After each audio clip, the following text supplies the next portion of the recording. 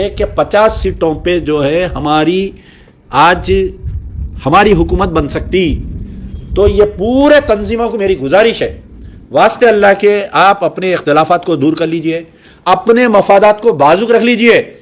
ये सोचिए कि ये तेलंगाना के मुसलमान जो है अगला प्रधानमंत्री कौन बनना, आज हम फैसला कर रहे हैं। हम बादशाहगर के मौकूफ में हैं। आज हम ये 50 सीट पे जिसको तायद करेंगे, चाहे बीआरएस को करो या कांग्रेस को करो, जिसकी भी हम तायद करेंगे उनसे हम एक बॉन्ड पेपर लिखाएंगे।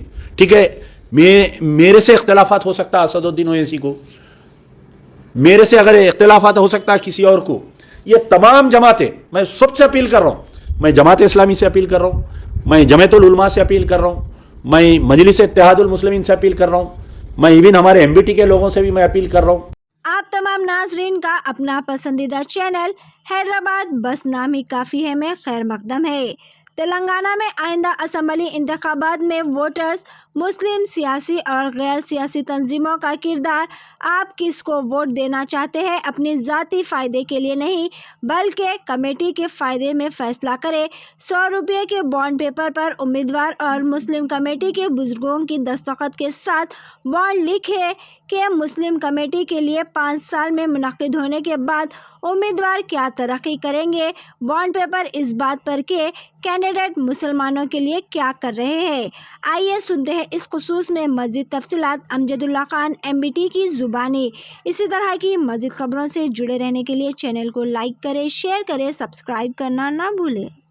मैं जितने मुफ्ती हजरात हैं जो दीनी मदारिस के बड़े बड़े जिम्मेदार हैं, मैं उनसे अपील कर रहा हूँ कि खुदारा जिसकी भी तायद करना है सब मिलकर एक की तायद करेंगे, चाहे वो आप बीआरएस की तायद करो या आप कांग्रेस की तायद करो, मगर जिसकी भी तायद करेंगे एक 100 रुपए के बॉन्ड पेपर पे उनके सरबराह से हम लिखाएंगे कि भाई हमारे को ये होना, समझे ना आप। जो मुस्लिम इंटेलेक्चुअल्स फॉरम बना रहे हैं उनसे भी मेरी गुजारिश है, अरे हम बताओ आप के 60-70 खुदाओं को मानने वाले एक हो जा रही, हम एक कलमा को मानने वाले हम एक नहीं हो रहे, बोले तो कैसी बात बताइए आप, कितनी बदबख्ती की बात है हमारी, बताइए।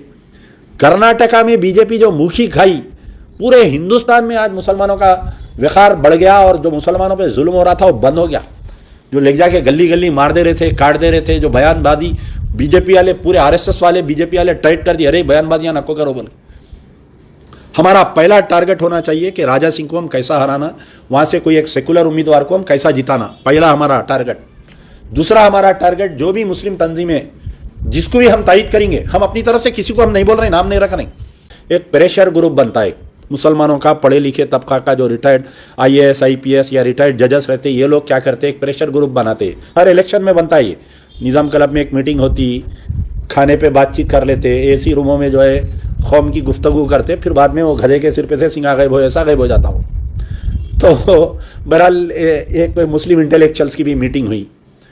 तो अब आप देखिए कि मैं किसी के ऊपर ये नहीं कर रहा हूँ कि होना तो ये चाहिए था कि अब यहाँ पर 2 बड़ी जमातें हैं, एक है मजलिस इत्तेहादुल मुस्लिमीन बोलिए, एक आपके तबलीगी हमारे जमात इस्लामी है, जमातुल उलमा है, मजलिस बचाओ तहरीक है, ये सब मिल के, भाई मेरे से इख्तलाफात होंगे, मेरी जमात से भी इख्तलाफात होंगे, लेकिन पूरे तेलंगाना के मुसलमानों का मुस्तकबिल का फैसला करने के लिए हम सब मिल के एक जमात को मदद करना। अब सोशल मीडिया पे मैं कई दिन से देख रहा हूँ पूरे मुसलमान बच्चे आके कांग्रेस कांग्रेस कांग्रेस कांग्रेस बोल के कमेंट कर रहे हैं। तो ये क्या हो रहा समझ में नहीं आ रहा मेरे को ये, यानी आप लोग इतने क्यों गिर जा रहे हैं कि बीआरएस को जिताने के वास्ते मुस्लिम तंजीमा अपनी कोई इज्जत रख ले रही, ना मुसलमानों की कोई इज्जत रख ले रही, ना आखिरत का डर रख ले रही, ना जो है आप, ये क्यों हो रहा है ऐसा समझ में नहीं आ रहा मेरे को। बड़े बड़े उलमा, मशाइखीन, तंजीमा, दानिश्वरा, अरे भाई आप ये पूरा 9 साल का असेसमेंट करो यार, क्यों नहीं कर रही बताओ। आप पूछो केसीआर से, आज की तारीख तक भी केसीआर कोई मुस्लिम तंजीम को अपॉइंटमेंट नहीं दे रही। परसों फलस्तीन के जलसे में स्टेज पे असदुद्दीन ओवैसी साहब होम मिनिस्टर साहब को बोले, अरे ये जमात इस्लामी वाले आपकी तायद करना चाह रहे हैं, इनको बुलाओ, कल बुला के इनकी तायद ले लो। यानी बिल्कुल ऐसा वो अपने घर में एक आध कोई ड्राइवर को गांव से ला के रखते, अरे क्या है मियाँ उसकी तनख्वाह दे दो, बोलते नहीं। ऐसा स्टेज पे जो है जमात इस्लामी वालों को असदुद्दीन ओवैसी साहब बोले, दूसरे दिन खाने पे गए, तायद का ऐलान कर दिया बोल के सुना मैं, अभी डिक्लेयर नहीं हुआ अभी। तो बहरहाल देखिए आप हमारी कितनी बुरी हालत हो गई। निज़ामाबाद में जो है बिगला गणेश की तकरीर सुनी है। निज़ामाबाद में लास्ट टाइम जो पीवी नरसिंह हमारे केसीआर साहब तकरीर करे वो उसको जहन में रखी है, बैठो बैठो तुम्हारे बाप से बात करता हूँ।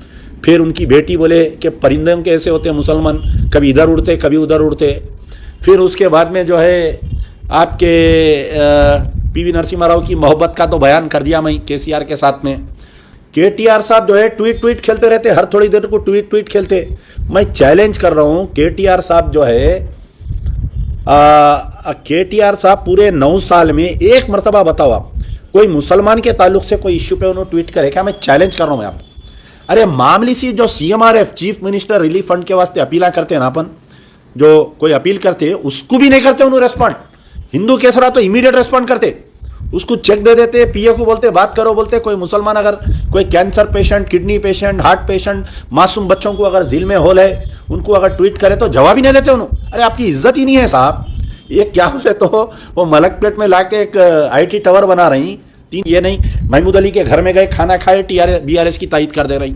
कोई हमारे पोचाराम श्रीनिवास साहब बुला के किसी को खाना दे रहे हैं, कोई मोता में जाके खाना दे रहे हैं, हम खुश हो जा रहे हैं। बिगला गणेश को हम जो है निज़ामाबाद के MLA को मिस्टर डेवलपमेंट बोल के हम खिताब दे रहे हैं, हम तायद कर दे रहे हैं। महबूब नगर में श्रीनिवास गौड़ को हम तायद कर दे रहे हैं। हम जो है हरीश राव पलट के नहीं पूछा, 8 साल 9 साल मुसलमानों को हम तायद कर दे रहे हैं। केटीआर साहब 9 साल में कभी भी नहीं करे कोई मुसलमान इश्यू पे। सिद्दीपेट सिरचल्ला के मुसलमानों से मेरी गुजारिश है, बाइकाट करो उनका, बुलाओ, बात करो उनके मस्जिद में बिठा के। पूरे 9 साल में कोई एक मस्जिद को आए उन्होंने शुक्रिया अदा करे, बताओ आप आके उन्होंने